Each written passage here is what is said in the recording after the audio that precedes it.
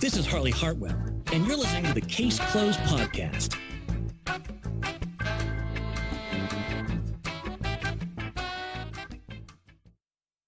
You are listening to the Case Closed podcast, and I'm your host, Professor C. And today is the day, everybody. We are here to review Case Closed, Episode 1, The Great Detective Turns Small. This is really a big moment, obviously, to sit down and be able to review this film and openly talk about it. Really dive into the details of the film and what this really is and what this means for people who don't really understand or have followed the series before, what this actually is. What this is a remake of the first episode, and it has been turned into almost a sort of like a feature-length film to really add backstory to characters that you really don't see till later in the series in quite a few instances. But it also adds to backstories of Jen, Vodka, Sherry, slash Hybera, sort of what those relationships were like while the events of episode 1 were going on, and we didn't even see Sherry slash Hybera till way later in the series. So to know what she was up to and what was going on with her and what part she played in the organization, kind of how the members were back then before the events took place, and it kind of sets up the story for the rest of the series in long form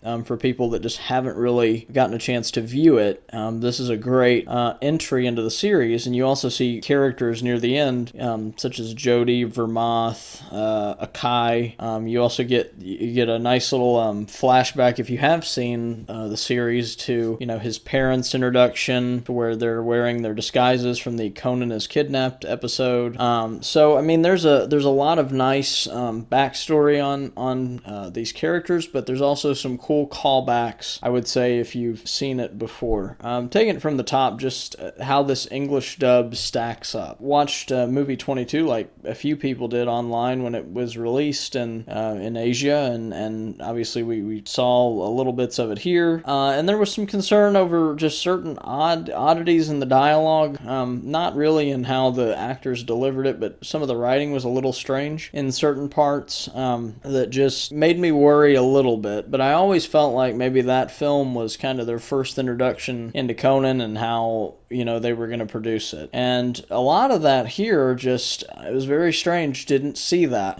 This was very clean, I would say. And even line delivery was I think even a little bit better in this. You could tell that, especially when you're talking main cast, Griffin Burns and Wendy Lee feel very, very at home with their characters and feel very balanced in what they're doing. Anytime somebody's trying to come in and replace Jerry Jewell as Jimmy or Shinichi, that's a big concern for me, because obviously I grew up listening to Jerry Jewell's version, so he'll always be that character to me. However, I thought Griffin Burns really stepped into this character very well. Not only did a great job, but delivered the attitude and the confidence that character has, while staying pretty balanced in his own voice, and really not getting out of that, I wouldn't say his comfort zone, but into a zone where I would say, well, the character wasn't authentic. So the character was very authentic. One person I haven't talked a lot about that I really want to give props to, and I haven't really on any of the podcasts I've talked about, is Christina V as Mori Ron. She did a fantastic job. She's doing a fantastic job with that character as far as development and, where she's at. She, in movie 22, I never felt like she had the same problems as some of the other voices, but I think some of her lines were a little bit easy to deliver in the sense there wasn't any weird codes or weird innuendos that she had to kind of go through. So here, she really just continues to put on a great performance, just does a great job with her character, and I'm very excited to see Christina V in the series long term. I really hope that, if they continue to do more films, that they continue to feature this cast with voices like Christina V and Griffin Burns and Wendy Lee. And I made a mistake on the last podcast. I referred to Vodka's voice being played by Michael Bosco. I was completely off on that. It was Edward Bosco. So Edward Bosco is Vodka, and Jen, voiced by DC Douglas. These guys did a great job. If I had to say show stealer particular, I would say Jin, voiced by DC Douglas, because more or less, when it's like the whole Jerry Jewell thing. You're stepping into the shoes of Troy Baker, okay, who voiced Jin, and those are some huge shoes to fill. And so Jin was what I worried about a lot coming into this film, is how is he going to sound? Was he going to sound, for lack of a better term, is he going to sound right? Is he going to sound how I know the character to sound, not just in English but in Japanese, where he's a menacing, dark, mysterious, sort of figure? And I really thought DC Douglas delivered that, and so I'm very excited if there's more episodes or movies containing Jin. It's in good hands with DC Douglas, I really feel. And then another one I've talked about a little bit, we didn't see much in this film, was Xander Mobus as Mori Kogoro. He was superiorly, well, I don't know if that's, but I will say, I thought his performance in this was on another level. From what was in movie 22, from what we saw there, this was fantastic. This told me if this person is going to voice Mori for the long haul, I'm really cool with it, because he does a great job and really gives that, I would say, a Japanese feel to that character, from some of the voices in Japanese. So he really gives a good feel from that angle, and being somebody who watches the episode subbed and appreciates it. I do appreciate what he's doing with his performance, and I'm excited to see him in the long haul. And it's really cool, when you're on Twitter and you're seeing how some of these guys interact, like the Christina V's and the Griffin Burns, the Xander Mobuses. These are people that, it seems like they know each other, and they're kind of, almost friends or friendly, at least, with each other. I think that's really cool to have that in a cast, and I think that it creates, a pretty not good sounding dub, but I think chemistry and between those characters can be a little bit better from some of that, from some of those relationships. So really, really cool. I'm excited that this went over as well as it did. I really thought that opening the special with Sherry/Hybera, in the lab doing testing, and you kind of get what her frame of mind is. You could just imagine, how she probably already by this time feels trapped. We also see scenes throughout with her sister, Akemi Miyano, who, of course, you see later, ends up getting gunned down in a later episode, and they flashed on that a little bit near the end when they were doing the recap. But you get to see that relationship play out a little bit more than we've already seen. And we've seen flashbacks of Akemi Miyano before, but just kind of cool to see how that kind of played out in this film with the few scenes that we got with those two in it. And obviously, it was just really cool to kind of get a backstory on how ruthless, if you haven't seen Detective Conan or Case Closed before, just to kind of see how ruthless the gin and vodka, really, really are.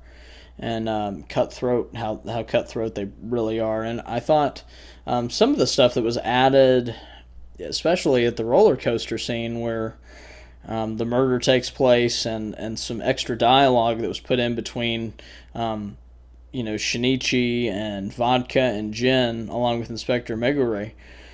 Those were definitely really good additions, because I think it adds to that organization's hate for Shinichi Kudo, because it's like, how dare this kid almost defy us in sort of a way, and they can't force their will on him, which their will is they want to leave and get out of that scene after the murder, obviously. So it definitely, I thought that added a really nice element. And then, when Megure was telling Jin and, they couldn't leave, and he started to take a couple of steps forward, Jin puts his hand in his pocket. And I still find myself wondering, what was he going to pull out if Megure came in any closer? Like, how was that going to play out? So kind of left the film wondering about that. And I like that. I like being in suspense in certain ways in regards to that. So I know I'm going all over the place here with it a little bit. I'm talking about the things that I felt kind of stuck out in this film, but I really enjoyed what they did and what they tried to do, which, they took the episode that we already had from 1996 and they tried to build on it. For people, I think, especially that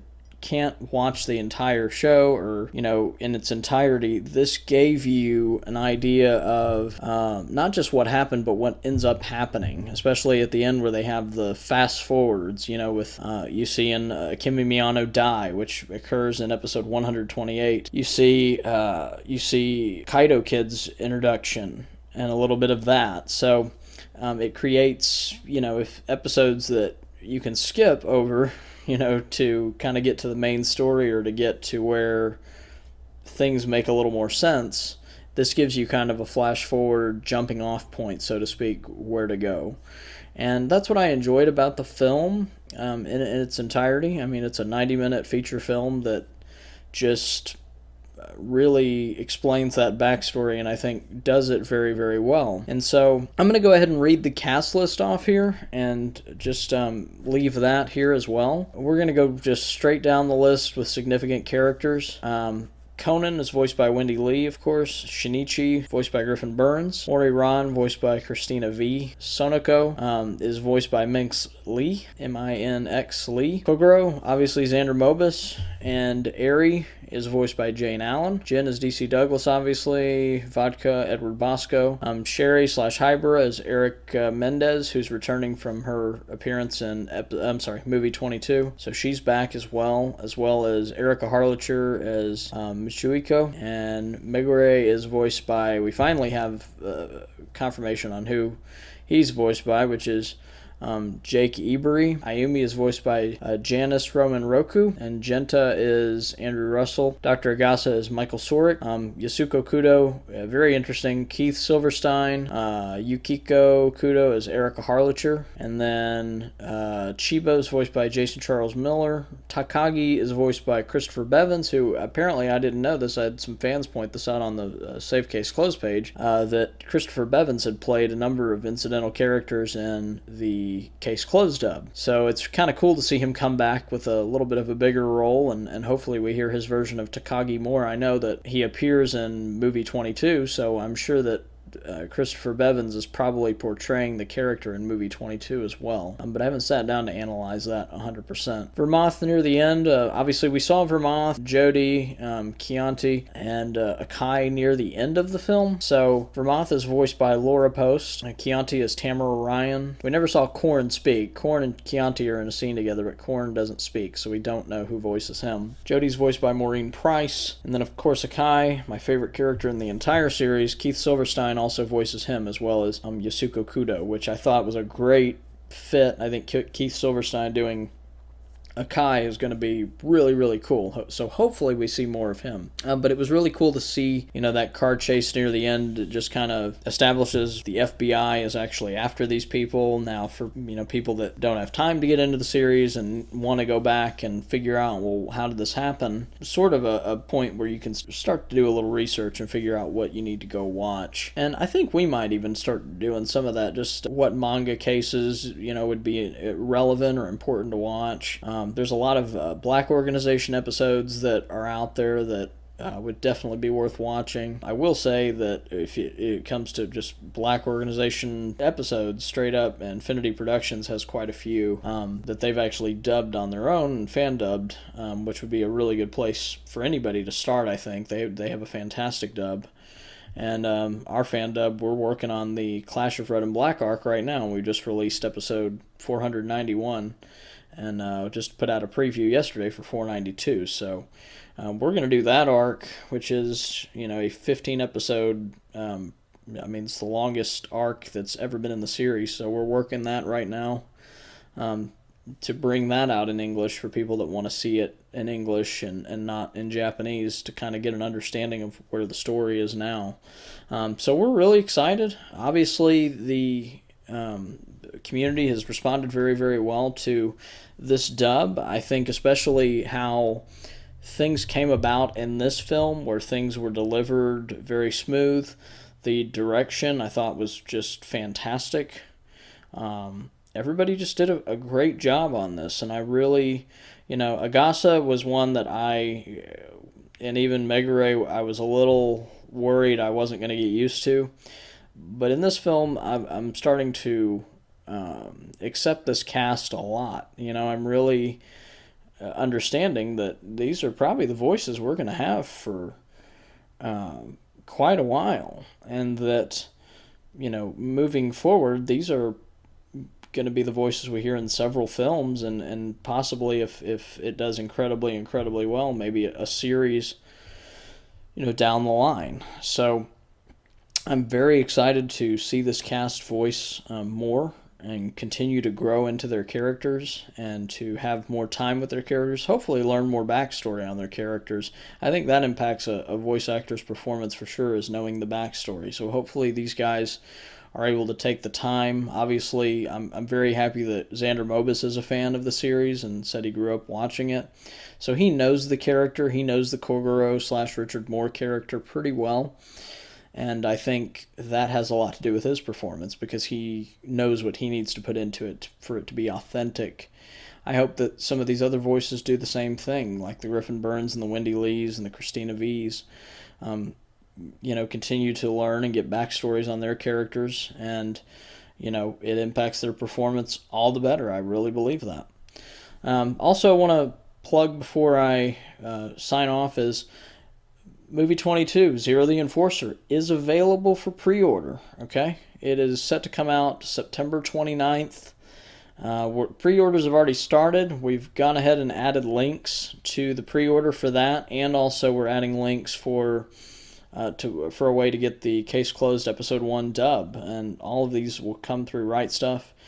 So follow those links in the comment section, not in the comment section, in the description below. We'll have all those for you. That way you're able to get a hold of that. And we're just very excited. This is a great time. Case Closed Episode 1 is a bestseller on Right Stuff right now. It's gotten as high as number 6 as far as top items. Now it is back in the top 10 at number 9, and is just doing very well on Blu-ray. So, keep that momentum going. I think we should really try to get Zero the Enforcer to crack that top 10 as well, and tell these guys at Discotech and TMS and Bang Zoom and all of them that, hey, we want more. We want more of this series, and we are excited to see it come out and be produced. So, I'm so happy that everybody is really getting behind this and voting with their wallets this time around, and this is going to be something special. So I want to thank everybody for listening. We'll see you on the next episode as we talk about the Detective Conan Singapore English dub in depth. Take care, guys. I want to thank everybody for listening to this episode of the Case Closed podcast. If you like what you heard here, head on over to our Facebook and Twitter page to give us a like and a follow. And for more extra special content that you can't get anywhere else, subscribe to our Patreon page. Take care, guys, and we'll see you later.